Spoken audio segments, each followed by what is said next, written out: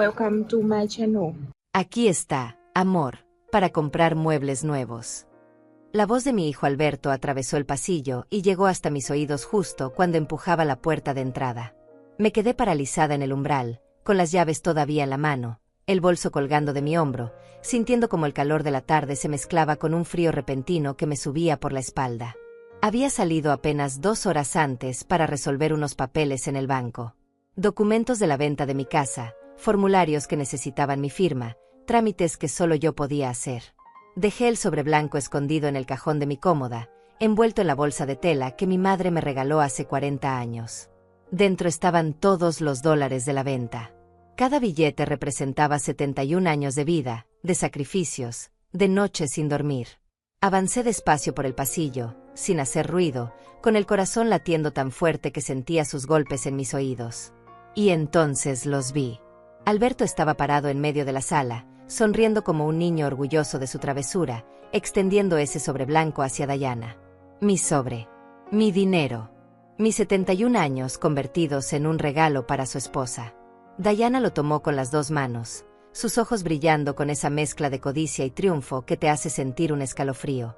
Sus uñas rojas arrancaron el sobre y comenzó a contar los billetes con una velocidad que me hizo entender que esto no era improvisado. Ya lo habían planeado. Ya sabían exactamente cuánto había ahí dentro. ¿Cuánto es?, preguntó ella sin dejar de contar, sus labios moviéndose en silencio mientras sus dedos pasaban de billete en billete. Alberto se acercó más, mirando por encima de su hombro, embobado, como si estuviera viendo el tesoro más grande del mundo. Todo lo que necesitamos, respondió él. Con esto podemos cambiar toda la sala. El sofá nuevo que querías, la mesa de centro, las lámparas. Todo. Me quedé ahí, invisible en el marco de la puerta, sintiendo como cada palabra era una piedra que caía sobre mi pecho. Todo lo que necesitamos. Como si mi vida entera, condensada en ese sobre, fuera simplemente un catálogo de muebles por comprar. Como si los años que pasé levantando esa casa que tuve que vender no significaran nada. Fue entonces cuando Diana levantó la vista y me vio. Su rostro se transformó en un segundo. La sonrisa desapareció. Los ojos se abrieron desmesuradamente. El sobre casi se le cae de las manos. Y entonces vino el grito que todavía resuena en mi cabeza. ¿Dónde está ella? Voy a acabar con esa vieja. El silencio que siguió fue tan denso que casi podía tocarlo. Alberto se giró tan rápido que tropezó con sus propios pies. Me vio ahí, parada en el pasillo, con mi bolso todavía colgando del hombro. Su cara se puso blanca como el papel. Por un instante, solo un instante, vi vergüenza en sus ojos. Pero desapareció tan rápido como llegó. Mamá, tartamudeó, y su voz sonaba como la de un niño atrapado robando dulces. No es. Yo pensé que. Tú dijiste. No terminó ninguna de esas frases. Solo se quedó ahí, mirándome, esperando que yo dijera algo, que gritara, que llorara, que hiciera cualquier cosa que le permitiera tomar el control de la situación. Pero yo no dije nada. Simplemente caminé hacia ellos, despacio, sintiendo como mis piernas temblaban pero obligándolas a seguir adelante. Cada paso resonaba en el piso de madera. Cada paso me acercaba más a esa escena que no podía ser real, que tenía que ser una pesadilla de la que iba a despertar en cualquier momento. Diana apretó el sobre contra su pecho como si fuera un escudo. Alberto me dijo que era un regalo, escupió mirándome con esos ojos llenos de desafío. Que tú querías ayudarnos con la casa. Que para eso vendiste tu casita vieja. Casita vieja. Así llamó a la casa donde crié a mi hijo. La casa donde planté un jardín que nunca floreció como yo quería, pero que igualmente cuidé durante años. La casa donde pasé noches enteras cosiendo ropa para que Alberto tuviera que ponerse cuando su padre nos abandonó. Dame el sobre, dije, y mi voz sonó extraña hasta para mí. Ronca. Grave. Distante. Como si viniera de otra persona. Ese dinero no es tuyo. Alberto dio un paso adelante, poniéndose entre Diana y yo. Mamá, cálmate. Podemos hablar de esto. No es para tanto. No es para tanto. Esas 4 palabras me golpearon más fuerte que cualquier grito. No es para tanto que tu hijo entre a tu habitación sin permiso. No es para tanto que revise tus cajones. No es para tanto que tome todo el dinero que tienes en el mundo. No es para tanto que te lo entregue a su esposa como si fuera un trofeo ganado. ¿Cómo entraste a mi habitación?, pregunté mirando fijamente a Alberto. ¿Cómo supiste dónde estaba el dinero? Él miró hacia el suelo, incapaz de sostenerme la mirada. Yo te vi guardándolo hace unos días. La puerta estaba abierta. No fue a propósito. Mentira. La puerta de mi habitación nunca está abierta. Siempre la cierro, desde que me mudé a esta casa que ellos eligieron, esta casa de alquiler con paredes delgadas y muebles que no escogí. Siempre la cierro porque es el único espacio que siento mío en un lugar donde todo pertenece a otros. Devuélveme mi dinero, repetí, esta vez mirando directamente a Diana. Ahora. Ella rió. Fue una risa corta, amarga, llena de desprecio. ¿Ok? ¿Vas a llamar a la policía contra tu propio hijo? ¿Vas a hacer un escándalo por unos dólares que de todas formas algún día serán de él? Unos dólares. Como si fueran monedas encontradas en el sofá. Como si no representaran todo lo que tengo. Como si no fueran la única seguridad que me queda en este mundo. No son unos dólares, dije, y sentí como algo se quebraba en mi voz. Es todo lo que tengo. Es el resultado de vender la casa donde viví 30 años. Es mi futuro, mi vejez, mi tranquilidad. Alberto finalmente encontró el coraje para mirarme a los ojos. Mamá, ya no eres joven. ¿Para qué necesitas tanto dinero guardado? Vives con nosotros. Te damos techo y comida. No tienes gastos. Ese dinero está mejor invertido en algo útil, en algo que todos podamos disfrutar. Algo útil. Como un sofá nuevo. Como una mesa de centro que combine con las cortinas. Como lámparas importadas que iluminen esta sala que nunca se siente como hogar. Eso era útil para él. Mi seguridad, mi tranquilidad, mi independencia, no lo eran. Este es mi dinero, dije lentamente, pronunciando cada palabra como si fuera la última que diría en mi vida. Lo gané yo. Es mío. Y nadie tiene derecho a tomarlo sin mi permiso. Diana dio un paso hacia atrás, apretando el sobre con más fuerza. Alberto es tu hijo. Todo lo tuyo es de él. Así funcionan las familias. Así funcionan las familias. Según ella, las familias eran lugares donde los hijos podían robar a sus madres y llamarlo amor. Donde las nueras podían gritar que iban a acabar con la vieja y considerarlo normal. Donde una mujer de 71 años no tenía derecho a su propio dinero porque ya estaba demasiado vieja para necesitarlo. Dame el sobre, Diana, dije dando un paso hacia ella. No voy a repetirlo. Ella retrocedió más, sus ojos moviéndose de mí a Alberto, esperando que él hiciera algo, que me detuviera, que tomara el control. Y él lo hizo. Se interpuso entre nosotras, con las manos levantadas como si yo fuera un peligro. Mamá, basta. Mira cómo te estás poniendo. Vas a enfermarte. Vamos a tu cuarto, te recuestas un rato, y cuando estés más tranquila hablamos. Más tranquila. Como si el problema fuera mi estado de ánimo y no el robo que acababan de cometer. Como si lo que necesitara fuera calmarme y no justicia. No voy a ningún lado sin mi dinero, dije firme. Diana aprovechó ese momento. Corrió hacia el pasillo, hacia su habitación, con el sobre apretado contra su pecho. La escuché cerrar la puerta con llave. El sonido del pestillo resonó en toda la casa como una sentencia final. Alberto me miró con una mezcla de frustración y algo que podría haber sido lástima. Ahora mira lo que hiciste. La asustaste. Mañana hablamos cuando todos estemos más calmados.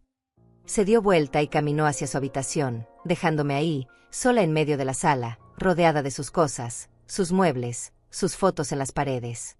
Me quedé inmóvil, escuchando cómo la puerta de su habitación se cerraba con un clic suave. El reloj de pared marcaba las 3:30 de la tarde. Afuera, el mundo seguía su curso normal. Los pájaros cantaban. Los carros pasaban por la calle. El sol brillaba con esa intensidad cruel del verano. Caminé despacio hacia mi habitación. Cada paso me pesaba como si llevara piedras en los zapatos. La puerta estaba completamente abierta.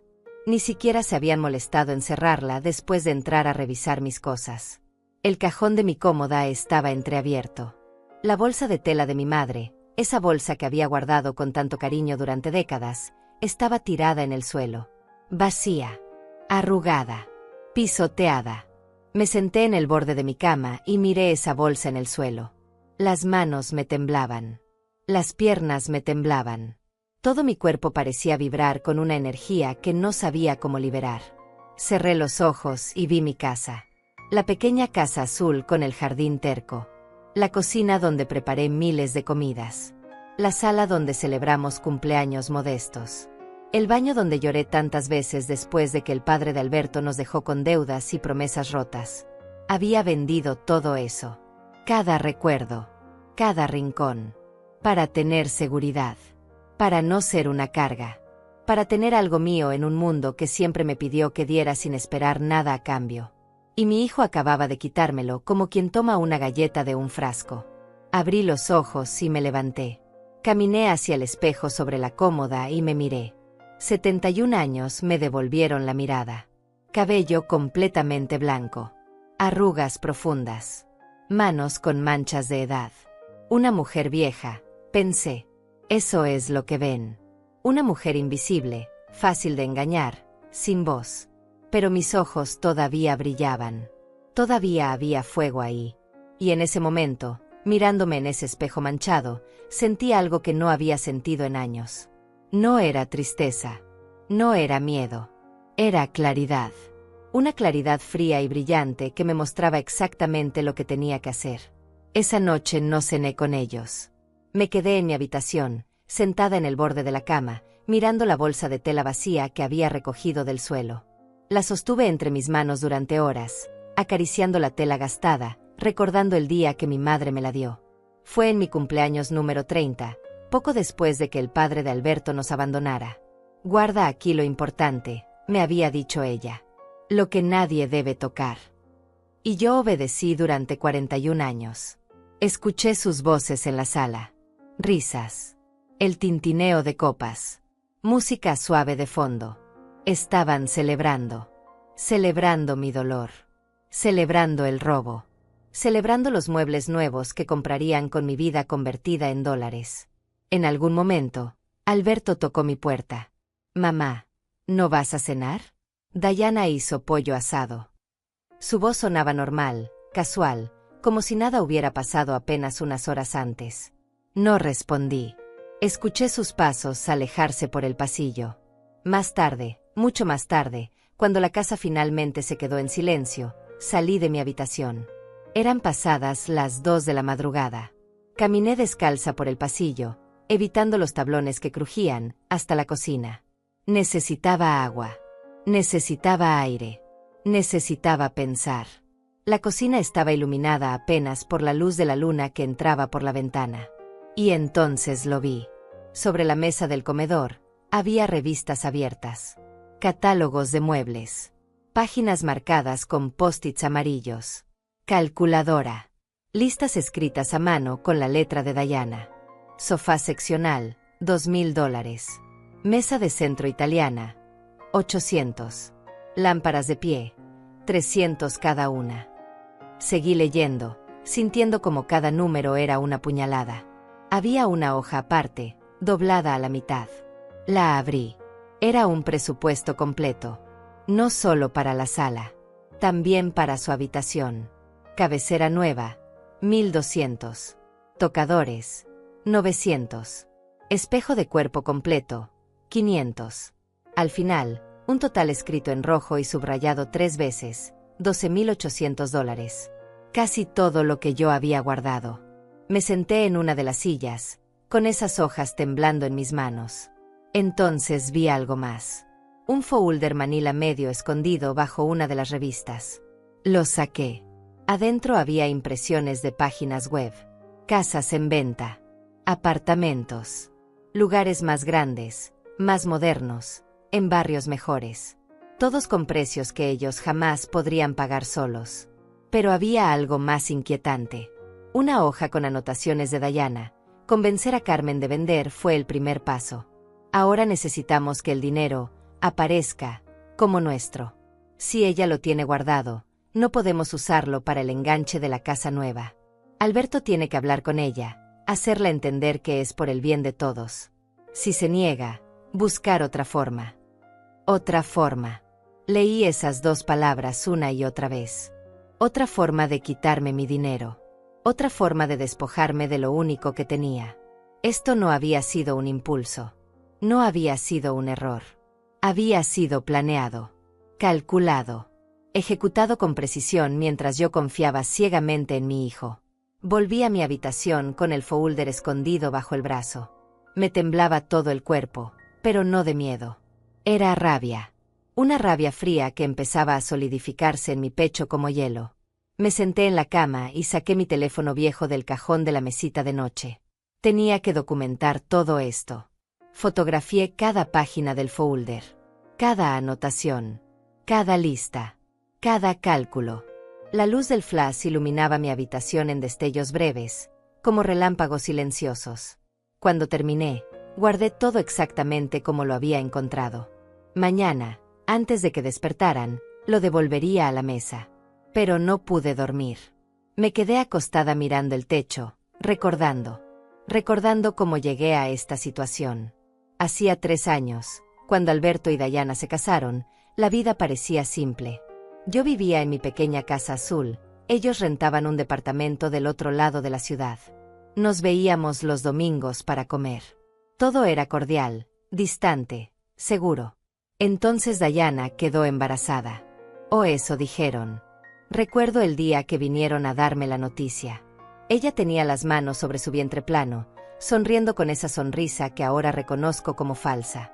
Vamos a necesitar una casa más grande, dijo Alberto. Un lugar donde el bebé pueda crecer. Donde tú también puedas estar con nosotros, mamá. Para que nos ayudes. Me emocioné. Un nieto. La posibilidad de ser abuela. De tener propósito nuevamente. De no estar tan sola en esa casa que se sentía cada vez más vacía. Encontramos una casa perfecta, continuó Dayana. 3 habitaciones. Una para nosotros, una para el bebé, una para ti. Jardín grande. Barrio tranquilo. Pero el alquiler es alto. Necesitaríamos ayuda. Yo tenía ahorros entonces. No mucho, pero algo. Ofrecí contribuir con una parte del alquiler cada mes. No, mamá, dijo Alberto tomando mi mano. No queremos que pagues alquiler. Queremos que vivas con nosotros. Como familia. Tú nos ayudas con el bebé, nosotros te cuidamos a ti. Todos ganamos. Sonaba perfecto. Demasiado perfecto. Pero yo quería creerlo. Quería creer que mi hijo me necesitaba, que yo todavía tenía valor, que mi vida no se había terminado solo porque había envejecido. Así que acepté. Vendí algunos muebles que no cabían en la habitación que sería mía. Empaqué mi vida en cajas. Me mudé. Los primeros meses fueron buenos. Yo cocinaba, limpiaba, organizaba. Ellos trabajaban. Por las noches cenábamos juntos y hablaban del bebé que vendría. Dayana me mostraba fotos de cunas y carriolas. Yo tejía mantitas pequeñas con anticipación. Me sentía útil. Me sentía parte de algo. Pero el bebé nunca llegó. Perdimos el embarazo, anunció Dayana una tarde, con los ojos secos y la voz plana. El doctor dice que debo esperar antes de intentar de nuevo. No hubo lágrimas. No hubo duelo visible. Solo ese anuncio frío y la vida continuando como si nada. Yo ofrecí mudarme de vuelta a mi casa. No seas tonta, mamá, dijo Alberto. Ya vendiste tus muebles. Ya estás aquí. Además, nos ayudas mucho. ¿Qué haríamos sin ti? Me quedé. Porque me necesitaban. Porque era útil. Porque la alternativa era volver a una casa vacía que ahora se sentía más como museo que como hogar. Pasaron los meses. Dayana nunca volvió a hablar de embarazos. Pero las exigencias aumentaron. Carmen, la cena está muy simple hoy. Carmen, no doblaste bien mi blusa. Carmen, el baño necesita limpieza más profunda. Dejó de llamarme suegra. Solo Carmen. Mi nombre dicho como una orden. Alberto cambiaba también. Se volvió distante. Llegaba tarde del trabajo. Los fines de semana salían solos, dejándome en casa. Necesitamos tiempo de pareja, decía Dayana. Yo me quedaba limpiando su desorden, cocinando comidas que a veces ni siquiera comían porque preferían pedir comida a domicilio. Hace 6 meses, empezaron las conversaciones sobre hacer cambios. Esta casa es muy vieja, Carmen, decía Diana mirando alrededor con desprecio. Necesitamos renovar. ¿No te gustaría tener muebles más modernos? Yo asentía sin entender a dónde iba todo eso. Entonces vino la propuesta. Alberto se sentó conmigo una tarde. Mamá, Diana y yo hemos estado pensando. Tu casa, la que está vacía, solo está acumulando gastos. Impuestos, mantenimiento, servicios que sigues pagando sin usarlos. ¿Por qué no la vendes? El dinero te servirá para tu futuro. Y de paso, podrías ayudarnos a mejorar un poco este lugar donde todos vivimos. Tenía sentido. La casa estaba vacía. Los gastos eran reales. Y ellos tenían razón sobre una cosa. Yo vivía aquí ahora. ¿Para qué mantener una propiedad que solo me generaba cuentas? Piénsalo, insistió Alberto. No te estamos presionando. Solo queremos lo mejor para ti. Lo pensé durante semanas. Finalmente acepté. Puse la casa en venta. El proceso fue rápido. Un comprador apareció casi inmediatamente, ofreciendo un precio justo. Firmé los papeles. Recibí el dinero. $13,000 en efectivo que conté 3 veces antes de guardar en ese sobre blanco. ¿Qué vas a hacer con el dinero, mamá?, preguntó Alberto cuando regresé del banco ese día. Guardarlo, respondí. Para emergencias. Para mi vejez.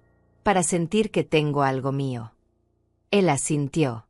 Muy bien. Guárdalo en un lugar seguro. Y yo obedecí. En mi cajón. En la bolsa de mi madre. En el único espacio que creía privado. No sé cuándo exactamente se enteraron de dónde lo había guardado. No sé si Alberto entró a mi habitación mientras yo dormía, o si aprovechó alguna de mis salidas al mercado. No sé cuántas veces revisaron mis cosas antes de decidirse a tomar todo. Solo sé que lo planearon. Que esperaron el momento perfecto. Que ejecutaron el robo mientras yo resolvía papeles en el banco, confiada, ingenua, creyendo todavía que mi hijo me amaba. Me levanté de la cama cuando el cielo empezaba a aclararse. 5:30 de la mañana. Tomé el folder con todas las hojas y salí de mi habitación. La casa estaba en silencio. Devolví todo a la mesa del comedor, exactamente como lo había encontrado. Volví a mi cuarto y me vestí con cuidado. Me puse mi vestido gris, el que uso para ocasiones importantes. Me cepillé el cabello blanco y me lo recogí en un moño bajo. Me miré al espejo. Una mujer de 71 años me devolvió la mirada. Pero esta vez, esa mujer no parecía frágil. No parecía vencida. Había determinación en esos ojos cansados. Saqué de mi armario una caja pequeña que guardaba en el fondo, detrás de las sábanas viejas. Adentro estaban los documentos importantes. Mi acta de nacimiento. Mi identificación. Los papeles de la venta de la casa. Y algo más. Una tarjeta de un abogado que una amiga me había dado años atrás. Por si algún día lo necesitas, me había dicho ella. Yo había sonreído entonces, sin imaginar que ese día llegaría. Guardé todo en mi bolso. Miré alrededor de mi habitación. Esta nunca fue realmente mi habitación. Nunca colgué cuadros que me gustaran. Nunca cambié las cortinas feas. Nunca me sentí con derecho a hacer de este espacio algo mío. Había vivido 3 años como invitada en la casa de mi hijo. Como empleada no remunerada. Como la vieja útil que cocinaba y limpiaba sin quejarse. Pero eso terminaba hoy. Salí de la habitación con mi bolso al hombro. Eran las 6 de la mañana. Escribí una nota rápida y la dejé sobre la mesa de la cocina. Salí temprano. Volveré en la tarde. No dije a dónde iba. No tenían derecho a saberlo. Cerré la puerta principal con cuidado y caminé hacia la parada del autobús. El aire de la mañana era fresco, casi frío. El sol apenas empezaba a asomarse detrás de los edificios. Las calles estaban vacías excepto por algunos trabajadores madrugadores. Me senté en la banca de la parada y saqué la tarjeta del abogado de mi bolso. Licenciado Rafael Mendoza. Derecho familiar y patrimonial. Un número de teléfono. Una dirección. Marqué el número con dedos temblorosos. Sonó 4 veces antes de que una voz de mujer contestara. Bufete Mendoza. Buenos días. Buenos días, dije, y mi voz sonaba más firme de lo que esperaba. Necesito hacer una cita urgente con el licenciado Mendoza. Es sobre un robo familiar. La secretaria me dio cita para las 9 de la mañana. 3 horas de espera que pasé caminando por el parque cercano, sentada en bancas frías, viendo cómo la ciudad despertaba a mi alrededor. Familias saliendo a correr. Niños camino a la escuela.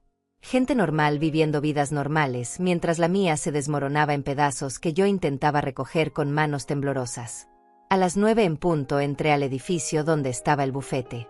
3er piso. Ascensor viejo que subía con ruidos metálicos. Pasillo con olor a café y papel. Puerta de vidrio con el nombre del licenciado grabado en letras doradas. Empujé la puerta y entré a una sala de espera pequeña pero ordenada. La secretaria, una mujer de unos 40 años con lentes y sonrisa amable, me ofreció asiento. El licenciado la verá en unos minutos, señora Rosales, dijo después de que le di mi nombre. Me senté en una silla de cuero gastado y esperé, apretando mi bolso contra mi regazo como si fuera un salvavidas. Las paredes estaban llenas de diplomas y certificados. Fotografías del licenciado Mendoza estrechando manos con gente importante. Una estantería llena de libros gordos de leyes. Señora Rosales, puede pasar, dijo la secretaria abriendo una puerta interior. Me levanté con las piernas temblando y entré a la oficina. El licenciado Mendoza era un hombre de unos 50 años, cabello gris en las sienes, traje oscuro, mirada seria pero no fría. Se levantó de su escritorio y me extendió la mano. Buenos días, señora Rosales. Siéntese, por favor, dijo señalando una silla frente a su escritorio. Me senté despacio, colocando mi bolso en mi regazo. Él volvió a su silla y entrelazó las manos sobre el escritorio. Cuénteme qué la trae por aquí. La recepcionista mencionó algo sobre un robo familiar. Y entonces hablé. Le conté todo. Desde el principio. Desde la mudanza hace 3 años. Pasando por el embarazo que nunca existió, hasta el sobre blanco que mi hijo entregó a su esposa mientras yo estaba en el banco. No lloré mientras hablaba. Mi voz se mantuvo firme, casi mecánica, como si estuviera narrando la vida de otra persona. El licenciado Mendoza tomó notas en una libreta mientras yo hablaba. De vez en cuando asentía o hacía alguna pregunta para aclarar detalles. ¿Tiene alguna prueba de que ese dinero era suyo?, preguntó cuando terminé mi relato. Saqué los papeles de la venta de mi casa de mi bolso. Se los extendí. Él los revisó con cuidado, página por página. Aquí está claro que usted vendió la propiedad y recibió $13,000, dijo señalando la cifra en el documento. ¿Depositó ese dinero en algún banco? Negué con la cabeza. Lo guardé en efectivo en mi habitación. En un sobre blanco, dentro de una bolsa de tela. Vi la expresión de su rostro cambiar ligeramente. Eso complica las cosas, señora Rosales. Sin un depósito bancario, sin testigos, va a ser su palabra contra la de ellos. Sentí como algo se hundía en mi pecho. Pero tengo esto, dije sacando mi teléfono. Le mostré las fotografías que había tomado en la madrugada. Los catálogos. Las listas. El presupuesto. Las anotaciones de Dayana sobre convencerme de vender la casa. Él miró cada imagen con atención, ampliándolas con los dedos, leyendo cada palabra. Esto es útil, dijo finalmente. Demuestra premeditación. Demuestra que sabían del dinero y planeaban usarlo. Pero necesitamos más. Se recostó en su silla y me miró directamente. Señora Rosales, lo que su hijo hizo tiene nombre. Se llama despojo. Es un delito. Pero los casos entre familiares son complicados. Los jueces tienden a buscar conciliación, especialmente cuando se trata de padres e hijos. No quiero conciliación, dije, y mi voz sonó más dura de lo que pretendía. Quiero mi dinero de vuelta. Y quiero que enfrenten consecuencias. El licenciado Mendoza asintió lentamente. Entiendo su posición. Y tiene todo el derecho de sentirse así. Pero necesito que entienda el proceso. Primero, vamos a enviar una carta de demanda legal. Les daremos 72 horas para devolver el dinero. Si no responden o se niegan, procedemos con una denuncia formal. ¿Y si se gastaron el dinero? Pregunté sintiendo como el pánico empezaba a trepar por mi garganta. ¿Y si ya compraron esos muebles? El licenciado respiró profundo. Entonces tendremos que embargar los bienes adquiridos con su dinero. Eventualmente recuperará lo que es suyo, señora Rosales. Pero puede tomar tiempo. Tiempo. Esa palabra resonó en mi cabeza. ¿Cuánto tiempo me quedaba? 71 años. Cada día más cerca del final. Cada día que pasaba sin ese dinero era un día de inseguridad, de dependencia, de miedo. ¿Qué más puedo hacer?, pregunté. ¿Hay alguna forma de acelerar esto? El licenciado se inclinó hacia adelante. Puede hacer una denuncia por robo directamente en la fiscalía. Con eso, la investigación se vuelve penal, no solo civil. Pero tiene que estar preparada para las consecuencias. Su hijo podría enfrentar cargos criminales. Podría ir a prisión. Me miró fijamente. ¿Está dispuesta a llegar tan lejos? La pregunta flotó en el aire entre nosotros. ¿Estaba dispuesta? Alberto era mi hijo. El bebé que cargué en mi vientre durante 9 meses. El niño al que enseñé a caminar, a leer, a ser buena persona. O al menos eso creía. ¿Estaba dispuesta a enviarlo a la cárcel? Cerré los ojos y vi de nuevo la escena. Lo vi entregándole el sobre a Dayana. Lo vi sonriendo mientras ella contaba mi vida en billetes. Lo escuché decir para comprar muebles nuevos, como si mi dolor no importara. Sí, dije abriendo los ojos. Estoy dispuesta. El licenciado Mendoza asintió. Muy bien. Entonces esto es lo que vamos a hacer. Primero, usted no puede regresar a esa casa. No hasta que esto se resuelva. ¿Tiene algún lugar donde quedarse? Negué con la cabeza. No tenía familia cercana. No tenía amigos lo suficientemente íntimos. No tenía nada. Hay un albergue para mujeres en situación vulnerable, dijo el licenciado escribiendo una dirección en un papel. Es temporal, pero es seguro. Vaya allá. Explique su situación. Mientras tanto, yo preparo los documentos necesarios. Mañana mismo enviamos la carta de demanda. Me extendió el papel. Lo tomé con manos que ya no temblaban. ¿Cuánto le debo por la consulta?, pregunté abriendo mi bolso. Él levantó una mano. Esta primera consulta no tiene costo, señora Rosales.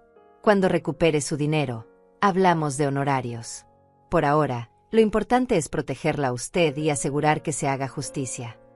Sentí algo cálido en el pecho. Gratitud. Esperanza.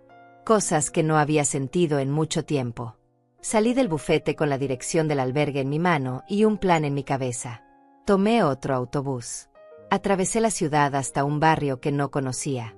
El albergue era un edificio de 2 pisos, pintado de amarillo pálido, con rejas en las ventanas y un jardín pequeño en el frente. Toqué el timbre. Una mujer joven abrió la puerta.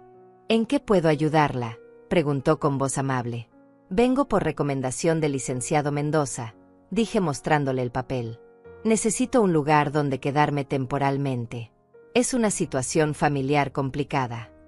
La mujer asintió como si hubiera escuchado esa historia 1000 veces antes. Pase, señora. Hablemos adentro. Me guió a una oficina pequeña. Me pidió que le contara mi situación. Volví a narrar todo, esta vez de forma más breve. Ella escuchó sin interrumpir, tomando notas ocasionalmente. Tenemos espacio disponible, dijo cuando terminé. Puede quedarse hasta 3 meses mientras resuelve su situación. Compartirá habitación con otras 2 señoras. Hay reglas de convivencia, horarios de comida, tareas de limpieza compartidas. Acepto todo, dije sin pensarlo 2 veces. Cualquier cosa era mejor que volver a esa casa. Me mostró las instalaciones. Habitaciones sencillas con literas. Baños compartidos. Una cocina comunitaria. Una sala con televisión vieja y sofás gastados. No era lujo, pero era seguro. Era un techo que nadie podía quitarme mientras estuviera ahí. ¿Necesita regresar a buscar sus cosas?, preguntó la encargada. Pensé en mi habitación. En el armario con mi ropa. En las pocas pertenencias que había llevado cuando me mudé. Sí, dije. Pero no puedo ir sola. Tengo miedo de lo que puedan hacer. La mujer asintió comprensiva. Podemos acompañarla. Hay un procedimiento para estos casos. Contactamos a la policía, ellos van con usted, recoge sus cosas bajo supervisión, y nadie puede detenerla. Esa misma tarde, 3 horas después, regresé a la casa acompañada de 2 oficiales de policía. Toqué el timbre con el corazón latiendo tan fuerte que sentía sus golpes en mis oídos. Diana abrió la puerta. Su cara de sorpresa al verme con los policías fue casi cómica. «¿Qué es esto?», preguntó con voz chillona. «Vengo por mis pertenencias», dije con voz firme. «Los oficiales están aquí para asegurar que pueda recoger mis cosas sin problemas». Uno de los policías, un hombre alto de unos 30 años, dio un paso adelante. «Señora, necesitamos que permita el acceso. Es un procedimiento legal. La señora Rosales tiene derecho a recuperar sus pertenencias». Diana no tuvo más opción que hacerse a un lado. Entré a la casa con los oficiales detrás de mí. Alberto salió de la sala, con cara de confusión. «Mamá, ¿qué está pasando?». No le respondí. Caminé directamente a mi habitación. Saqué mi maleta vieja del armario y empecé a empacar. Ropa, zapatos, fotografías, los documentos que me quedaban. Todo lo que era mío. Alberto apareció en la puerta de la habitación. «Mamá, esto es ridículo. ¿Por qué trajiste a la policía? Podemos hablar». Me giré a mirarlo. «Ya no hay nada de qué hablar, Alberto. Me robaste. Tú y tu esposa me robaron lo único que tenía. Y ahora enfrentarán las consecuencias». Su cara se puso pálida. «No fue robo. Fue un malentendido. Íbamos a devolvértelo». «Mentiroso», dije, y esa palabra salió como un látigo. Encontré sus planes, sus listas, sus cálculos. Lo tenían todo planeado. Convencerme de vender mi casa, quitarme el dinero, gastarlo en sus caprichos. Alberto abrió la boca, pero no salió ningún sonido. Diana apareció detrás de él, con los brazos cruzados y expresión desafiante. «Ese dinero está mejor con nosotros que guardado en un cajón», dijo ella. «Eres una anciana. ¿Qué vas a hacer con todo ese dinero? Nosotros lo estamos invirtiendo en el hogar donde vives». Me acerqué a ella hasta quedar a centímetros de su cara. «Yo ya no vivo aquí. Y ese dinero era mío para decidir qué hacer con él. No tuyo. No de Alberto. Mío». Terminé de empacar en silencio. Los policías esperaron pacientemente. Cuando cerré la maleta, la levanté y caminé hacia la puerta. Me detuve en el umbral y me giré una última vez. «Recibirán una carta de mi abogado», dije mirándolos a ambos. «Tienen 72 horas para devolver cada dólar que me quitaron. Si no lo hacen, los veré en la corte. Y si es necesario, en la cárcel». Salí de esa casa con mi maleta, escoltada por los 2 oficiales, sintiendo como cada paso me alejaba de 3 años de humillación. No miré atrás. No lloré. Solo seguí caminando hasta que llegué al carro patrulla que me llevaría de vuelta al albergue. Mientras el vehículo se alejaba, vi por el espejo lateral como Alberto y Diana se quedaban parados en la entrada, con las caras pálidas y las expresiones de quien acaba de entender que subestimó gravemente a su víctima. El albergue se convirtió en mi refugio esos primeros días. Compartía habitación con 2 mujeres mayores como yo. Teresa, de 68 años, que había escapado de un hijo adicto que le robaba la pensión. Y Marta, mi tocaya, de 73, cuya familia la había internado en un asilo sin su consentimiento para quedarse con su casa. Cada noche, en esas literas incómodas, compartíamos nuestras historias. Y descubrí que no estaba sola. Que había un ejército silencioso de mujeres mayores siendo despojadas por sus propias familias. La carta del licenciado Mendoza llegó a la casa de Alberto al segundo día. Lo supe porque él me llamó. 20 llamadas perdidas. Mensajes de voz llenos de súplicas y amenazas mezcladas. «Mamá, esto es una locura. Somos familia. No puedes hacernos esto. Piensa en lo que dirán los vecinos. Piensa en mi reputación». No respondí ninguna llamada. Bloqueé su número. Pero Diana encontró otra forma de contactarme. A través de redes sociales. Publicó en su perfil una foto vieja de una cena familiar, donde yo aparecía sonriendo junto a ellos. El texto decía: es triste cuando las personas mayores pierden la razón y atacan a quienes más los aman. Estamos devastados por las falsas acusaciones de mi suegra. Solo queríamos cuidarla y ella nos paga con demandas. Oren por nosotros en estos momentos difíciles. Los comentarios se llenaron de mensajes de apoyo para ella. ¡Qué terrible! Pobrecitos. Los viejos a veces se vuelven malagradecidos. Seguro tiene demencia y no sabe lo que hace. Leí cada comentario sintiendo como la rabia se mezclaba con algo peor, la impotencia de ver cómo manipulaba la narrativa, cómo se pintaba como víctima cuando era la ladrona. Teresa me encontró llorando en el baño comunitario esa noche. ¿Qué pasó, Carmen?, preguntó sentándose junto a mí en el piso frío. Le mostré la publicación. Ella leyó en silencio y luego me miró. Esto no es nuevo. Así operan. Roban, mienten, y luego se hacen las víctimas. Mi hijo hacía lo mismo. Decía que yo estaba loca cuando lo acusaba de robarme. ¿Qué hiciste?, pregunté limpiándome las lágrimas. Documenté todo. Cada transacción. Cada cosa que faltaba. Y cuando llegó el momento de enfrentarlo en corte, tenía pruebas que él no pudo negar. Me apretó la mano. Tú también tienes pruebas, Carmen.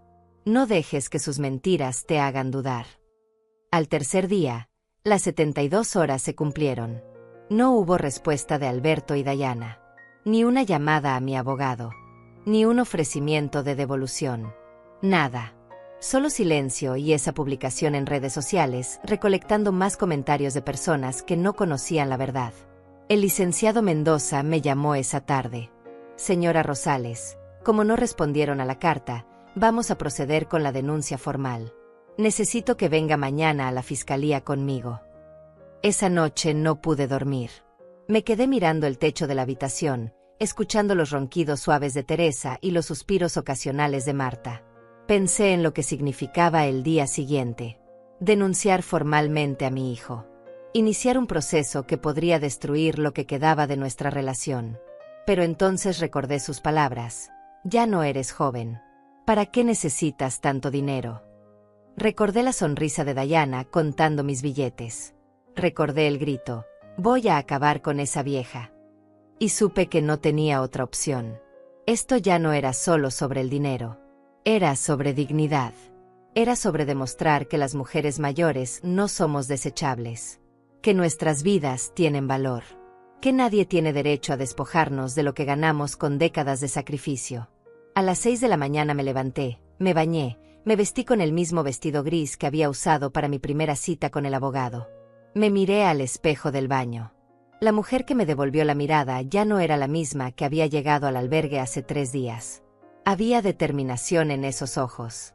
Había fuerza. A las 9 llegué a la fiscalía con el licenciado Mendoza. El edificio era gris, frío, lleno de gente con historias tristes escritas en sus caras. Nos sentamos a esperar nuestro turno. ¿Está lista?, preguntó el licenciado. Asentí. Más que nunca.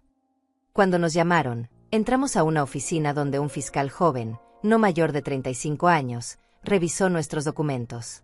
Despojo agravado por vínculo familiar, dijo leyendo la denuncia que el licenciado había preparado. $13,000. Tiene pruebas. Le mostramos todo. Los papeles de la venta. Las fotografías de los planes de Dayana.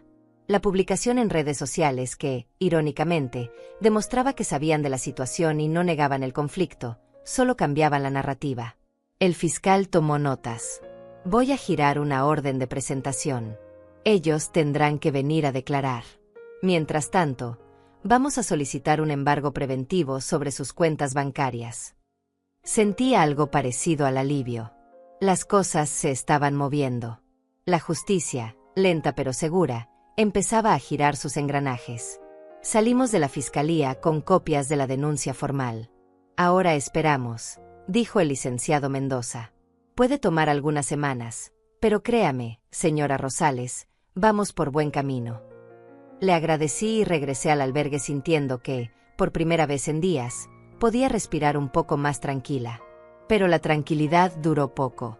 Esa misma noche, Alberto encontró la forma de contactarme. Apareció en la puerta del albergue. La encargada me avisó. Hay un hombre aquí que dice ser su hijo. No puede entrar, pero está pidiendo hablar con usted. Bajé con el corazón acelerado. Lo vi a través de la reja de entrada. Se veía terrible. Ojeras profundas. Ropa arrugada. Cabello despeinado. Mamá, por favor, dijo con voz quebrada. Necesitamos hablar. Esto se salió de control. Me acerqué a la reja, pero no la abrí. ¿Trajiste mi dinero?, pregunté directamente. Él bajó la mirada. No tenemos todo. Gastamos parte en el anticipo de unos muebles. Pero podemos devolverlo poco a poco. Te firmo lo que sea. Solo retira la denuncia. ¿Cuánto gastaron?, pregunté sintiendo como la rabia volvía a trepar. 4.000, murmuró. Quedan 9.000. El resto lo tenemos guardado. $4.000. En menos de una semana. En muebles que ni siquiera necesitaban. Mientras yo dormía en una litera prestada comiendo en horarios comunitarios. Devuélveme los 9.000 mañana, dije. Y los otros 4.000 los pagas en mensualidades. Con un documento legal firmado ante notario. Y tal vez, solo tal vez, considere retirar los cargos. Alberto asintió desesperado. Sí, sí. Lo que tú digas. Mañana mismo. Me giré para irme, pero me detuve. ¿Por qué, Alberto? ¿Por qué me hiciste esto? Él levantó la vista. Vi lágrimas en sus ojos. Diana. Ella quería tanto. Y yo solo quería hacerla feliz. Pensé que tú no lo necesitabas realmente. Pensé que estarías bien sin él. Negué con la cabeza. Pensaste mal. Y subí las escaleras sin mirar atrás, dejándolo ahí, aferrado a la reja, finalmente entendiendo el dolor que había causado. Alberto no apareció al día siguiente. Tampoco al otro. Ni al otro. Las promesas de devolución se evaporaron como el humo. El licenciado Mendoza me llamó con noticias. El embargo preventivo fue rechazado. El juez considera que necesitamos más pruebas antes de congelar sus cuentas. Pero tengo algo mejor. La orden de presentación fue girada. Tienen que comparecer ante el fiscal la próxima semana. Mientras tanto, la guerra silenciosa continuaba. Diana publicó otro post, esta vez con una foto del sobrevacío que supuestamente había encontrado en la basura. Miren lo que encontramos. El famoso sobre del dinero que según mi suegra le robamos. Estaba vacío, tirado entre sus cosas. Creemos que ella misma escondió el dinero y ahora no recuerda dónde. Es doloroso ver cómo la vejez afecta la mente. Los comentarios volvieron a llenarse de pena por ellos. Pero esta vez yo estaba preparada. Saqué capturas de pantalla de todo. Cada publicación. Cada comentario. Cada mentira documentada. El licenciado sonrió cuando se las mostré. Esto es oro, señora Rosales. Están cavando su propia tumba. Cada publicación es evidencia de que saben del conflicto y están intentando manipular la opinión pública. Eso no lo hace alguien inocente. En el albergue, la vida continuaba con su rutina simple. Despertaba a las 6. Ayudaba en la cocina preparando el desayuno para todas. Limpiaba mi área. Asistía a los talleres que ofrecían. Terapia grupal los martes. Tejido los jueves. Y cada noche, conversaciones largas con Teresa y Marta sobre nuestras batallas compartidas contra familias que nos veían como objetos descartables. Una tarde, mientras tejía en la sala comunitaria, recibí una llamada de un número desconocido. Dudé antes de contestar, pero algo me hizo aceptar la llamada. Abuela Carmen. La voz era joven, temblorosa, familiar. ¿Marta?, pregunté sintiendo como mi corazón se aceleraba. Marta. Mi nieta. La hija de Alberto que estudiaba en otra ciudad. Hacía meses que no hablábamos. Abuela, acabo de enterarme de todo. Papá me dijo que te volviste loca, que lo estás demandando sin razón. Pero algo no me cuadraba. Así que investigué. Hablé con algunos vecinos. Vi las publicaciones de Diana. Y encontré mensajes en el teléfono de papá que dejó olvidado en mi última visita. Su voz se quebró. Abuela, lo siento tanto. No sabía que te habían hecho esto. Sentí como las lágrimas se empezaban a brotar. Finalmente, alguien de mi familia que me creía. Alguien que veía la verdad. Marta, yo. No tienes que explicarme nada, interrumpió ella. Yo sé que papá y Diana te robaron. Tengo pruebas. Conversaciones donde planean todo. ¿Puedo verte? Necesito hablar contigo. Nos encontramos al día siguiente en una cafetería cerca del albergue. Marta llegó con una mochila llena de papeles. Tenía 23 años, estudiaba Derecho en la universidad, y sus ojos cafés brillaban con una mezcla de rabia y determinación que me recordó a mí misma hace 50 años. Abuela, mira esto, dijo sacando su teléfono. Me mostró capturas de pantalla de conversaciones entre Alberto y Diana. Ya encontré dónde guarda el dinero. En esa bolsa vieja de su mamá. ¿Cuándo lo tomamos? Mañana. Ella va al banco. Tenemos al menos 2 horas. Perfecto. Ya escogí los muebles. Con eso alcanza para todo lo que queremos. Leí cada mensaje sintiendo como la última esperanza de que hubiera sido un malentendido se desvanecía. Estaba todo ahí. La premeditación. El plan. La ejecución. Hay más, dijo Marta deslizando a otras conversaciones. Mira esto. Es de hace 6 meses. Leí con horror. Tenemos que convencerla de que venda la casa. Es la única forma de conseguir dinero rápido. ¿Y si se niega? No lo hará. La manipularé. Le diré que es por su bien.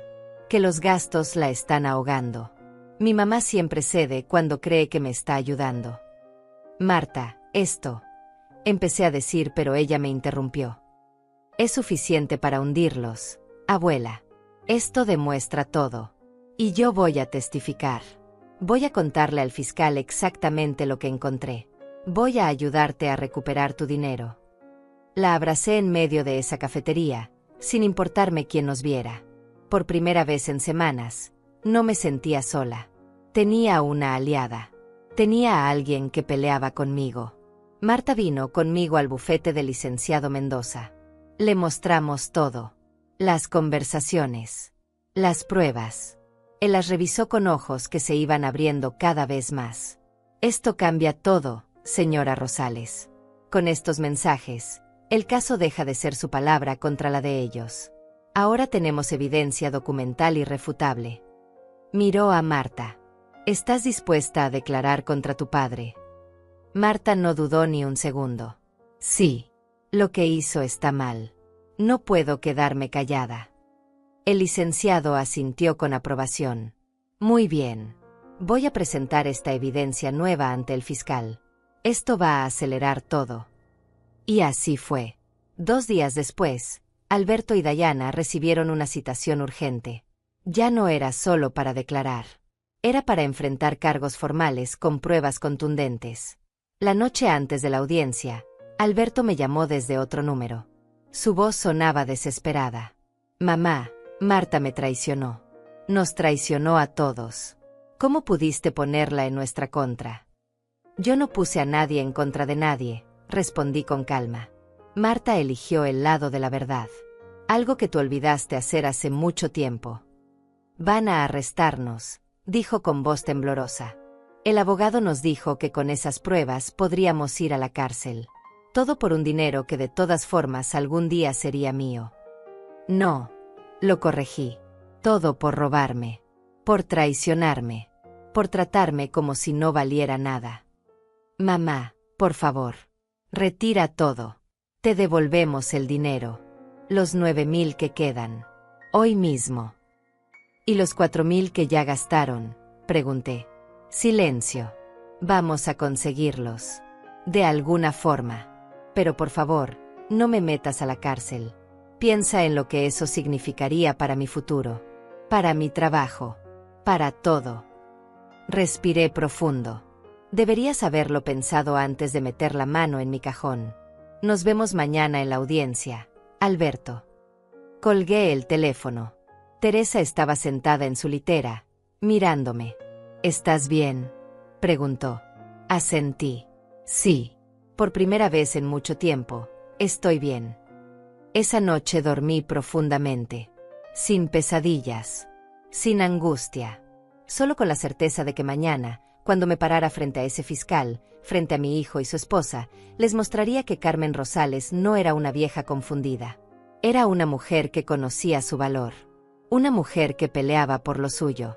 Una mujer que no se dejaba destruir. La mañana llegó fría y gris. Me puse mi vestido gris, el que ya se había convertido en mi uniforme de batalla. Marta pasó por mí al albergue. ¿Lista, abuela?, preguntó tomando mi mano. Lista, respondí. Y juntas caminamos hacia la justicia que tanto tiempo había esperado. La sala de audiencias era más pequeña de lo que había imaginado. Paredes color crema. Fluorescentes que zumbaban suavemente. Sillas de plástico alineadas en filas ordenadas.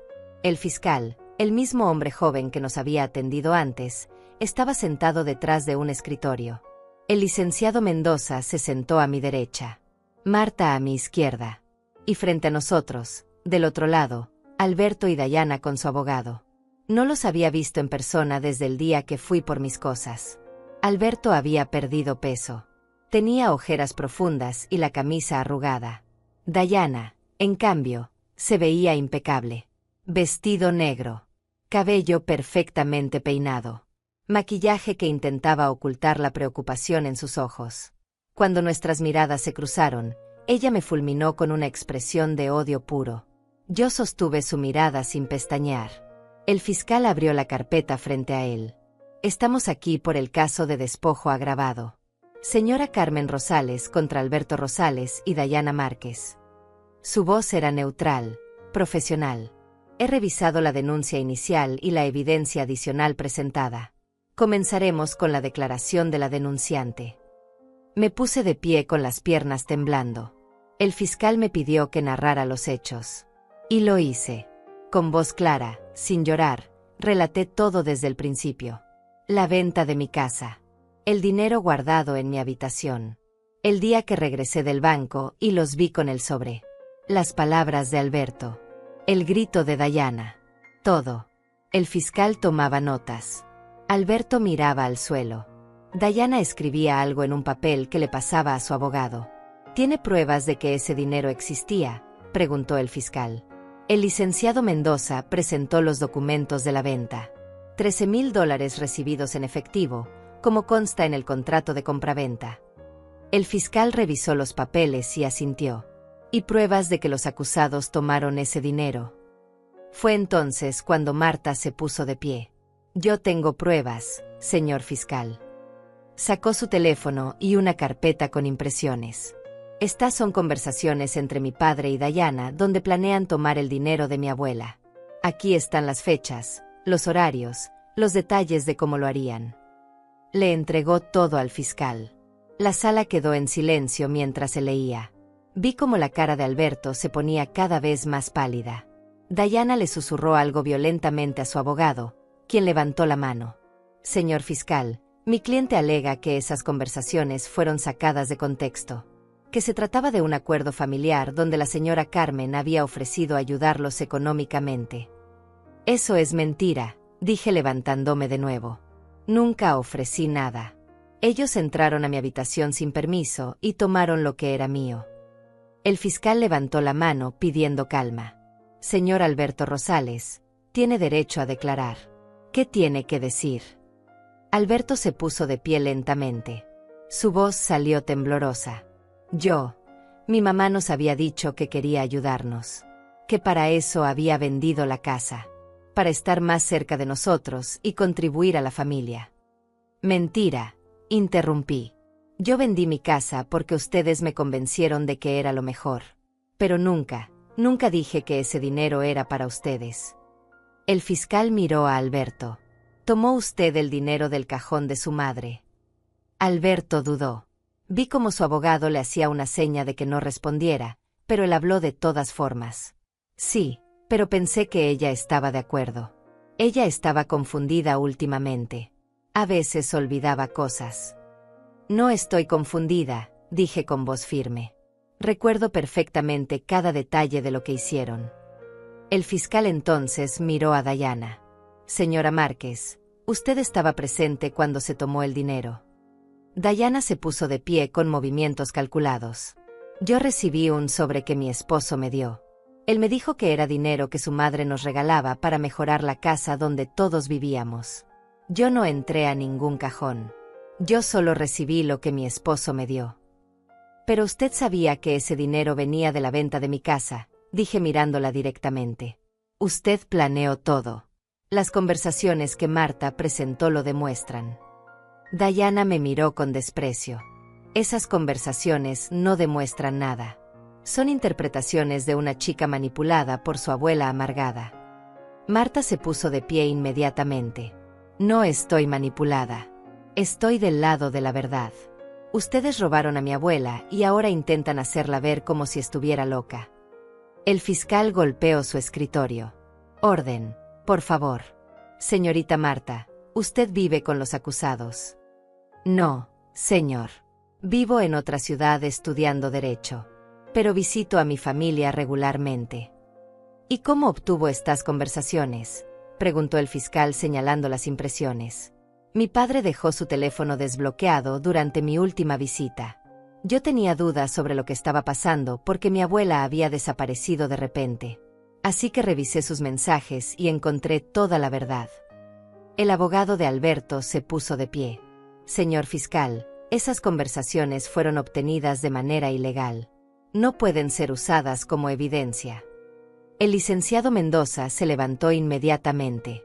Las conversaciones fueron obtenidas por un familiar directo, no por autoridades. Y demuestran claramente premeditación y dolo en el delito cometido.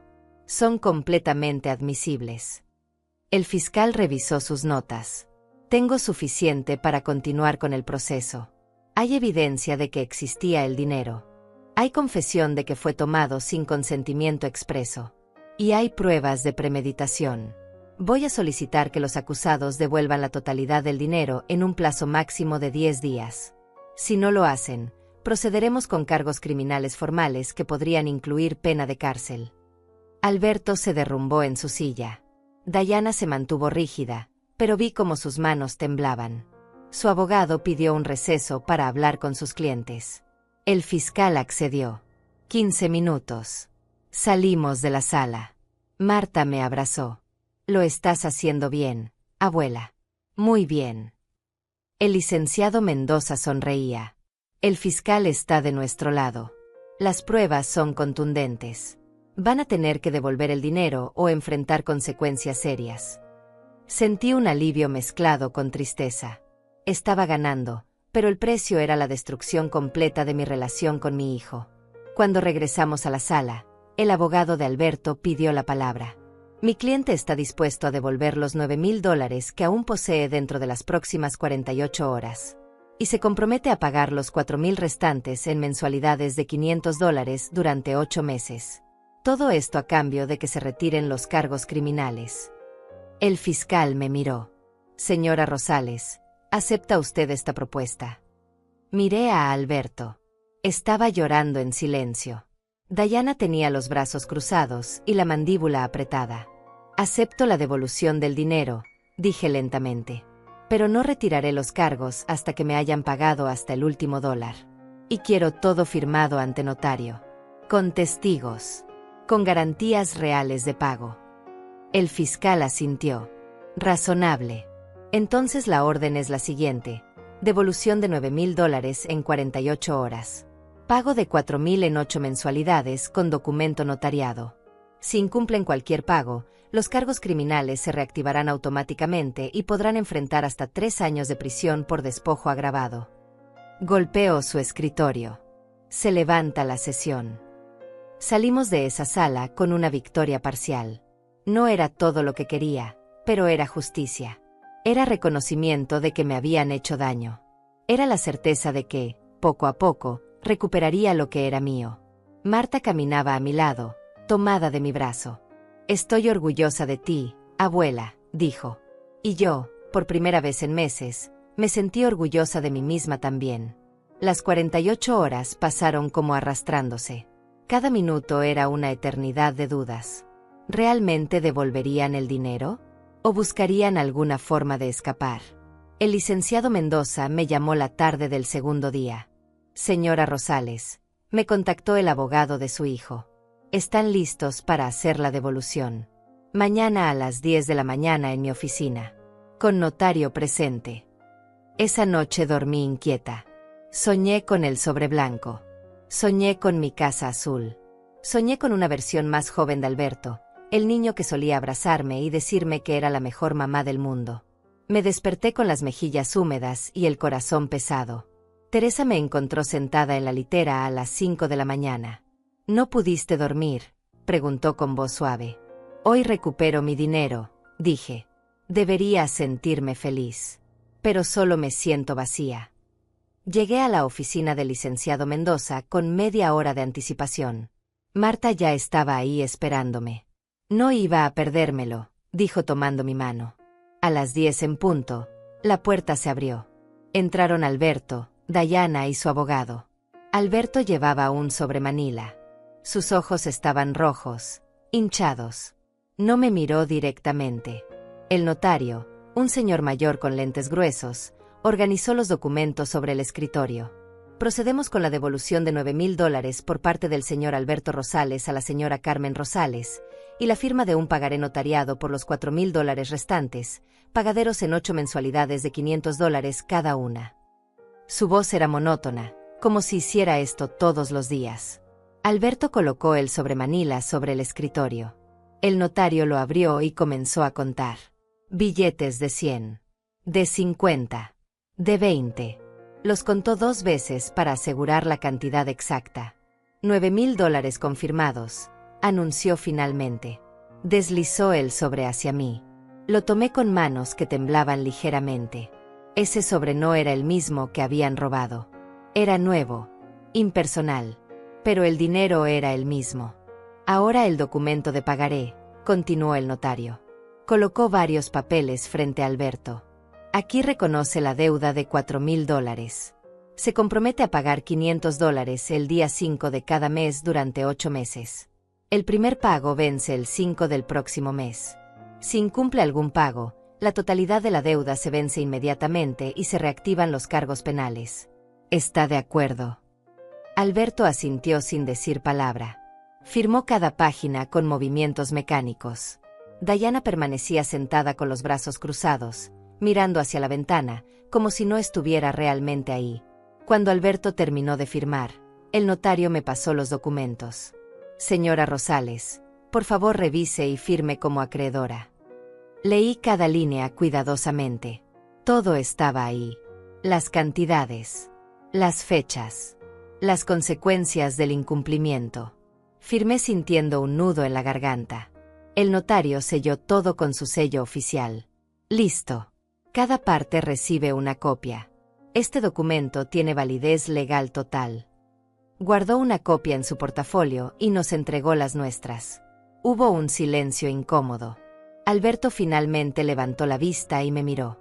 Mamá, yo. No, lo interrumpí. No hay nada más que decir. Hiciste lo que tenías que hacer para cumplir con la ley. Eso no borra lo que hiciste. Vi cómo sus ojos se llenaban de lágrimas. Lo siento. De verdad lo siento. Nunca quise lastimarte. Pero lo hiciste, dije con voz firme. Me lastimaste de la peor manera posible. Me robaste. Me mentiste. Me hiciste sentir que no valía nada. Y lo peor de todo es que lo hiciste conscientemente, con premeditación, mientras yo confiaba en ti. Alberto agachó la cabeza. Dayana se levantó bruscamente de su silla. Ya terminamos aquí, dijo con voz cortante. Cumplimos con lo que el fiscal ordenó. No tenemos que escuchar más sermones. Me miró con ojos fríos. Espero que estés feliz, Carmen. Destruiste a tu propia familia por dinero. Sentí como la rabia subía por mi pecho, pero el licenciado Mendoza puso una mano en mi hombro, calmándome. Marta, sin embargo, no se contuvo. Se puso de pie y enfrentó a Dayana. ¿Destruir la familia? Ustedes son los que robaron. Ustedes son los que mintieron. Ustedes son los que trataron de hacer ver a mi abuela como una loca. No inviertan los roles. Ustedes son los criminales aquí. Diana la miró con desprecio. Tú elegiste su lado. Ya verás las consecuencias de eso. ¿Me estás amenazando?, preguntó Marta dando un paso adelante. El abogado de Alberto intervino. Suficiente. Nos retiramos. Buenos días a todos. Tomó a Diana del brazo y prácticamente la arrastró hacia la puerta. Alberto lo siguió despacio, arrastrando los pies como un condenado. Antes de salir, se giró una última vez. Mamá, algún día espero que puedas perdonarme, dijo con voz quebrada. No respondí. Solo lo miré hasta que desapareció por la puerta. Cuando se fueron, me derrumbé en la silla. El licenciado Mendoza me ofreció un vaso de agua. Lo hizo muy bien, señora Rosales. Recuperó su dinero. Tiene protección legal. Ganó. ¿Por qué no se siente como una victoria?, pregunté limpiándome las lágrimas que finalmente habían comenzado a caer. Marta se arrodilló frente a mí. Porque era tu hijo, abuela. Y duele. Siempre va a doler. Pero hiciste lo correcto. Te defendiste. Te respetaste. Eso es lo que importa. Regresé al albergue con el sobre de $9,000 en mi bolso y el pagaré firmado en mi mano. Las mujeres del albergue me recibieron con abrazos. Teresa preparó té. Marta, mi tocaya de 73 años, lloró conmigo. Lo lograste, repetía. Recuperaste lo tuyo. Pero yo no podía dejar de pensar en la cara de Alberto. En sus lágrimas. En el hijo que creí conocer y que había resultado ser un extraño. Esa noche conté el dinero sobre mi cama. $9,000. No eran los 13,000 completos, pero eran algo. Eran seguridad. Eran independencia. Eran la prueba de que no me había rendido. Guardé el dinero en un sobre nuevo y lo coloqué dentro de mi maleta, bajo llave esta vez. Ya no confiaría tan fácilmente. Al día siguiente fui al banco. Abrí una cuenta de ahorros solo a mi nombre. Deposité los $9,000. El empleado me entregó una libreta donde quedó registrado el depósito. Miré esos números impresos y sentí algo parecido a la paz. Este dinero ya no podía ser tocado por nadie más que yo. Estaba protegido. Estaba seguro. Salí del banco y caminé sin rumbo fijo por un rato. La ciudad se movía a mi alrededor. Gente apurada. Carros tocando bocinas. Vendedores ambulantes ofreciendo frutas y flores. La vida continuaba sin importar mi drama personal. Me senté en una banca del parque. Saqué mi teléfono. Tenía un mensaje de Marta, mi nieta. Abuela, estoy orgullosa de ti. Sé que esto ha sido difícil, pero quiero que sepas que hiciste lo correcto. Y que yo siempre estaré de tu lado. Te amo. Leí ese mensaje 3 veces. Respondí, gracias, mi niña. No sé qué habría hecho sin ti. Te amo también. Guardé el teléfono y cerré los ojos. El sol me calentaba la cara. Los pájaros cantaban en los árboles. Por primera vez en meses, me permití pensar en el futuro. ¿Qué haría ahora? No podía quedarme en el albergue para siempre. Necesitaba un plan. Necesitaba reconstruir mi vida. Pero esta vez lo haría a mi manera. Sin depender de nadie. Sin confiar ciegamente. Sin olvidar nunca la lección que había aprendido de la forma más dolorosa posible. Abrí los ojos y miré el cielo azul. Había nubes blancas moviéndose lentamente. Todo cambia, pensé. Las nubes. Las estaciones. Las personas. Y yo también podía cambiar. Podía ser más fuerte. Más sabia. Más cuidadosa. Me levanté de la banca con una determinación renovada. La batalla legal había terminado. Ahora comenzaba la batalla de reconstruirme a mí misma. Los días siguientes fueron de planificación silenciosa. Marta venía a visitarme al albergue cada fin de semana. Traía revistas de apartamentos, listados de rentas accesibles, información sobre programas de vivienda para personas mayores. No vas a quedarte aquí para siempre, abuela, decía con determinación. Vamos a encontrarte un lugar tuyo. Un lugar donde nadie pueda entrar sin tu permiso. Encontramos un apartamento pequeño en un edificio antiguo pero bien mantenido. Un dormitorio. Cocina diminuta. Baño completo. Ventana que daba a un parque pequeño. La renta era de $400 mensuales, servicios incluidos. Perfecto para mis necesidades. Perfecto para empezar de nuevo. Firmé el contrato con manos temblorosas. Era mío. Completamente mío. El día que me mudé, Teresa y Marta de Tocaya vinieron a despedirse. Nos abrazamos largo rato en la entrada del albergue. Gracias por acompañarme en lo peor, les dije. Teresa me apretó las manos. Tú nos diste fuerza a nosotras también, Carmen. Nos mostraste que sí se puede pelear, que sí se puede ganar. Me fui de ese lugar con lágrimas en los ojos, pero esperanza en el corazón. Mi nieta Marta me ayudó con la mudanza. No tenía muchas cosas. Mi maleta con ropa. Algunas fotografías que había rescatado. Los documentos importantes. Compramos lo básico, un colchón sencillo, sábanas, almohadas, ollas, platos, cubiertos. Nada lujoso. Todo funcional. Mientras armábamos mi nueva vida, ella me contó que había cortado contacto con su padre.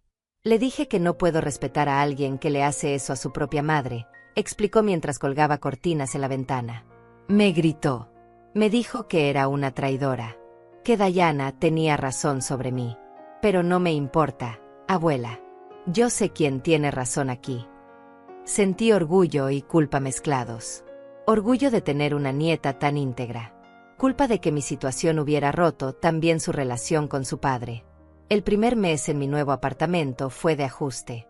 Aprendí las rutas de los autobuses. Encontré el mercado más cercano. Conocí a mis vecinos. Doña Daniela del apartamento de al lado, una señora de 80 años con sonrisa perpetua. Don José del piso de abajo, viudo de 75 que jugaba dominó en el parque cada tarde. Gente buena. Gente simple. Gente que no me pedía nada más que un saludo cordial. El día 5 del mes siguiente llegó. Primer pago de la mensualidad. Esperé todo el día. A las 6 de la tarde, recibí una transferencia bancaria. $500 exactos. Sin mensaje. Sin llamada. Solo el pago. Alberto estaba cumpliendo. Me sentí aliviada y triste al mismo tiempo. Aliviada porque significaba que recuperaría todo mi dinero. Triste porque esa transferencia fría era ahora toda nuestra relación, una obligación legal sin amor de por medio. Los meses pasaron. Cada día 5, la transferencia llegaba puntual. $500. Una y otra vez. Yo los depositaba en mi cuenta de ahorros, viendo cómo el número crecía lentamente. 10,000. 10,500. 11,000. 11,500. Cada depósito era un paso más hacia la recuperación completa. Cada depósito era también un recordatorio del precio que había pagado por mi dignidad. En el cuarto mes, algo inesperado sucedió. Toqué a mi puerta una tarde. Abrí y me encontré con Alberto parado en el pasillo. Se veía diferente. Más delgado. Cabello con más canas. Ojos cansados. Mamá, dijo con voz ronca. ¿Podemos hablar? Mi primera reacción fue cerrarle la puerta. Pero algo me detuvo. 5 minutos, dije dejándolo entrar. Se sentó en la única silla que tenía, mirando alrededor del apartamento pequeño. ¿Vives aquí ahora?, dijo, no era pregunta. Vivo aquí, confirmé quedándome de pie. ¿Qué quieres, Alberto? Él respiró profundo. Vine a decirte que Dayana y yo nos estamos separando. No sentí alegría. No sentí tristeza. Solo neutralidad. Lamento escucharlo, dije sin emoción. No lo lamentes, continuó él. Fue lo mejor.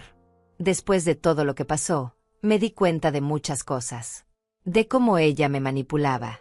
De cómo yo elegí hacerle caso a ella en lugar de hacer lo correcto. Se limpió los ojos con el dorso de la mano. Pero no vine a hablar de ella. Vine a hablar de nosotros. De lo que te hice. Ya hablamos suficiente en la audiencia, dije cruzándome de brazos. Ya firmamos documentos. Ya estás pagando. No hay nada más que decir. Alberto negó con la cabeza. Sí hay. Necesito que escuches mi disculpa real. No la que te di frente al notario. Una de verdad. Lo miré sin decir nada. Él continuó. Fui un mal hijo. Un hijo terrible. Te robé. Te mentí. Permití que te trataran como basura en tu propia casa. Y lo peor es que lo justifiqué todo diciéndome que era por mi felicidad, por mi matrimonio, por mi futuro. Pero la verdad es que fui egoísta, cobarde y cruel. Su voz se quebró. Y entendería si nunca puedes perdonarme. Pero necesitaba que lo supieras. Necesitaba decírtelo. Me senté en el borde de mi colchón, sintiendo como el peso de sus palabras caía sobre mí. ¿Qué quieres que diga, Alberto? ¿Que está bien? ¿Que te perdono y todo vuelve a ser como antes? Negué con la cabeza. No puedo hacer eso. Lo que hiciste me rompió. Me hizo dudar de todo. De ti. De mí. De si había sido una mala madre que crió a un hijo capaz de esto. No fuiste mala madre, dijo rápidamente. Fuiste la mejor. Me diste todo. Y yo pagué todo eso con traición. Se puso de pie. No vine a pedir perdón. Vine a decirte que lo siento. Y que entiendo si quieres que desaparezca de tu vida. Seguiré pagando hasta el último dólar. Eso no va a cambiar. Pero si prefieres que después de eso no vuelva a buscarte, lo respetaré. Lo miré largo rato. Vi al niño que fue. Vi al hombre que se convirtió. Vi el arrepentimiento genuino en sus ojos. Pero también vi la herida que me había dejado y que todavía no sanaba completamente. No sé si algún día podré perdonarte, dije honestamente. Tal vez sí. Tal vez no. Pero lo que sí sé es que necesito tiempo. Mucho tiempo. Para sanar. Para reconstruirme. Para aprender a confiar de nuevo. Alberto asintió. Lo entiendo. Toma todo el tiempo que necesites. Yo voy a seguir pagando. Y voy a trabajar en ser mejor persona. No por ti. Por mí. Porque no quiero seguir siendo el hombre que le hace daño a la gente que ama. Se dirigió hacia la puerta. Antes de salir, se giró. Marta tiene razón en todo. Y me alegro de que la tengas a ella. Al menos no estás completamente sola. La puerta se cerró detrás de él. Me quedé sentada en mi colchón, procesando lo que acababa de pasar. No sentía el cierre que esperaba. No sentía reconciliación. Pero tal vez sentía algo más importante, la posibilidad de que, con tiempo, las cosas pudieran mejorar. No volver a ser como antes. Eso era imposible. Pero tal vez, solo tal vez, encontrar una forma nueva de coexistir. Esa noche llamé a Marta y le conté sobre la visita. Ella escuchó en silencio. ¿Qué vas a hacer, abuela?, preguntó finalmente. Nada por ahora, respondí. Voy a seguir viviendo mi vida. Voy a seguir sanando. Y voy a dejar que el tiempo decida el resto. Me parece sabio, dijo ella. Te amo, abuela. Yo también te amo, mi niña. Colgué el teléfono y miré por mi ventana. El parque estaba tranquilo. Las luces de la ciudad brillaban suavemente. Y yo, Carmen Rosales de 71 años, estaba sola en mi apartamento pequeño pero propio. Y por primera vez en mucho tiempo, eso no me asustaba. Me sentía en paz. Pasaron 8 meses. 8 transferencias puntuales de $500. El último día 5 del plazo, desperté con una mezcla de emociones. Hoy se completaría el pago. Hoy recuperaría oficialmente cada dólar que me habían robado. Preparé mi café en la cocina pequeña y me senté junto a la ventana a esperar. A las 10 de la mañana, mi teléfono vibró. Transferencia recibida, $500.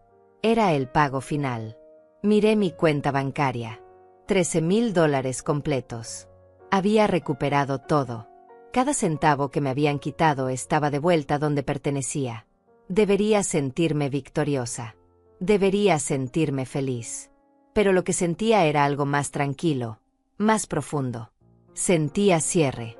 Sentía que un capítulo doloroso finalmente había terminado. Llamé al licenciado Mendoza. Se completó el pago, le informé. Todos los cargos penales quedan sin efecto entonces, confirmó él. Su hijo cumplió con el acuerdo. Legalmente, el caso está cerrado. Le agradecí por todo. Por creerme. Por pelear por mí. Por mostrarme que la justicia, aunque lenta, A veces sí llega. Colgué sintiendo gratitud hacia ese hombre que defendió a una anciana que muchos habrían ignorado. Esa tarde, Marta vino a visitarme como cada domingo. Traía flores del mercado. Rosas amarillas. Mis favoritas. Lo lograste, abuela, dijo abrazándome. Recuperaste todo. Y más importante, recuperaste tu dignidad. Preparé té y nos sentamos juntas en el sofá que había comprado con mis propios ahorros. Un sofá modesto pero cómodo. Elegido por mí. Pagado por mí. Nadie podía quitármelo. ¿Has sabido algo de papá?, preguntó Marta con cuidado. Negué con la cabeza. Después de aquella visita hace meses, no lo he vuelto a ver. Solo las transferencias puntuales. Nada más. Marta asintió. Él me escribió la semana pasada. Dice que está en terapia. Que está trabajando en sí mismo. Que espera algún día poder hablar contigo de nuevo. ¿Y tú qué le dijiste?, pregunté. Que eso depende de ti. Que yo no puedo forzar una reconciliación. Que si algún día sucede, tiene que ser genuina y en tus términos. Sonreí tomando su mano. Eres muy sabia para tus 23 años. Ella sonrió de vuelta. Tuve una buena maestra. Los días siguientes fueron de reflexión. Caminaba por el parque cada mañana. Saludaba a mis vecinos. Doña Daniela me invitaba a tomar café. Don José me enseñó a jugar dominó. Había construido una vida pequeña pero real. Una vida donde nadie me robaba. Donde nadie me mentía. Donde yo era dueña de cada decisión. Un sábado por la tarde, mientras regaba las plantas que había puesto en mi ventana, escuché un toque suave en la puerta. Abrí y encontré un sobre blanco en el suelo. Lo recogí. Tenía mi nombre escrito con la letra de Alberto. Lo abrí con manos temblorosas. Dentro había una carta. Mamá, sé que no merezco tu perdón. Sé que lo que hice fue imperdonable. Pero quiero que sepas que estos 8 meses pagando esa deuda fueron los más importantes de mi vida. Cada $500 que te envié fue un recordatorio de mi error. Cada transferencia fue una lección de humildad. Terminé de pagar la deuda económica, pero sé que la deuda moral nunca terminaré de pagarla. Diana y yo nos divorciamos. Ella se fue a vivir con su familia. Vendimos los muebles que compramos con tu dinero. Usé ese dinero para pagar parte de la terapia que ahora tomo cada semana. Estoy aprendiendo a ser mejor persona. No por ti, por mí. Porque no quiero volver a ser el hombre que traicionó a su madre. No te pido que me perdones. Solo te pido que sepas que lo siento. Profundamente. Y que si algún día, en algunos años, sientes que puedes hablar conmigo, estaré aquí. Esperando. Con todo mi arrepentimiento y mi amor. Alberto. Doblé la carta lentamente. No lloré. Solo me senté en mi sofá y la sostuve entre mis manos. El perdón no vendría hoy. Tal vez no vendría en meses. Tal vez en años. O tal vez nunca vendría completamente. Pero por primera vez, sentí que tal vez, algún día, podría existir algo parecido a la paz entre nosotros. No la relación que teníamos antes. Esa estaba muerta. Pero quizás algo nuevo. Algo más honesto. Guardé la carta en un cajón. No la rompí. No la tiré. Solo la guardé. Para cuando estuviera lista. Si es que algún día lo estaba. Miré alrededor de mi apartamento. Mi espacio. Mi refugio. Las paredes que pinté de color crema. Las cortinas que elegí. Los platos que compré. Todo era mío.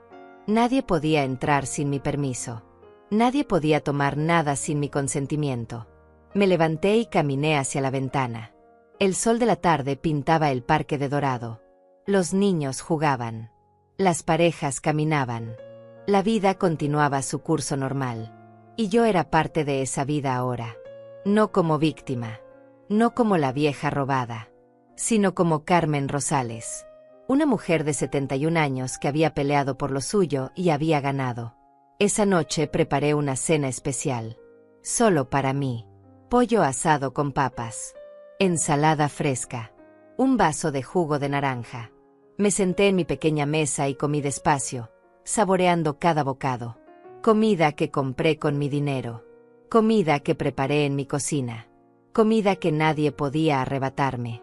Después lavé los platos y me senté en el sofá con una manta. Encendí la televisión, pero no le presté mucha atención. Estaba pensando en todo el camino recorrido. Desde aquel día terrible cuando vi a Alberto entregándole el sobre a Dayana, hasta este momento de quietud en mi propio espacio. Había sido un viaje doloroso. Había perdido cosas. Mi casa azul. La ilusión de una familia unida. La confianza ciega en mi hijo. Pero también había ganado cosas. Dignidad. Fortaleza. La certeza de que podía defenderme. El amor incondicional de mi nieta Marta. Nuevas amigas en Teresa y Marta del albergue. Vecinos amables. Una vida propia. Y lo más importante, me había ganado a mí misma. Había descubierto que Carmen Rosales no era solo la mamá de Alberto. Era una mujer completa. Con valor. Con derechos. Con voz. Apagué la televisión y me preparé para dormir. Me acosté en mi cama. Mi colchón. Mis sábanas. Mi almohada. Cerré los ojos y respiré profundo. Por primera vez en más de un año, no sentí miedo. No sentí ansiedad. Solo sentí paz. Una paz ganada con esfuerzo.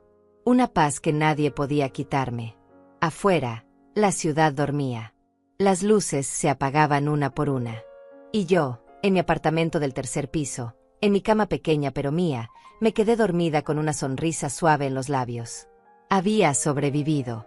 Había peleado. Había ganado. Y ahora, finalmente, podía descansar. No como la vieja invisible que alguna vez me sentí, sino como la mujer fuerte que siempre había sido, pero que había olvidado por un tiempo. Carmen Rosales. 71 años. Superviviente. Vencedora. Libre. Y en ese sueño profundo, soñé con un jardín. No el jardín de mi casa azul donde las rosas nunca crecieron, sino un jardín nuevo, con flores que florecían brillantes y fuertes bajo el sol. Un jardín donde yo caminaba con la cabeza en alto. Un jardín que era completamente mío. Y nadie, absolutamente nadie, podía entrar sin mi invitación.